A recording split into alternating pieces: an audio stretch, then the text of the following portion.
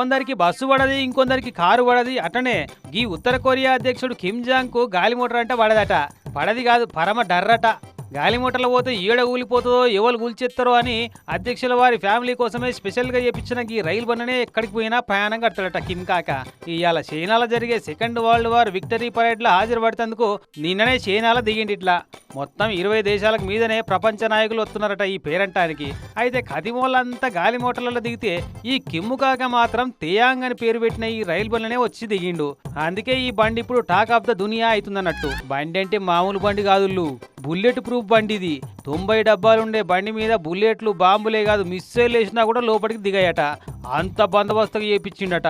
ఇక లోపల చూడాలన్నా సామిరంగా కాన్ఫరెన్స్ హాళ్ళు, డైనింగ్ రూములు, బెడ్రూములు, బాత్రూములు, టీవీ రూములు, కిచెన్ రూములు, అసలు ఓ పెద్ద రాజభవనంలో ఎన్ని తీర్ల అర్రలుంటాయో అన్ని తీర్ల డబ్బాలుంటాయి. శత్రువులు ఎవరన్నా దాడి చేస్తే తిప్పి కొడుతందుకు సైనికులు, వాళ్ళకి సరిపడా ఆయుధాలు కూడా తయారుంటాయి. ఉసుక్కున ఇంకా ఏమన్నా అయితే ఎమర్జెన్సీలో ఎగిరిపోతందుకు ఓ హెలికాప్టర్ కూడా ఉంది ఇలా.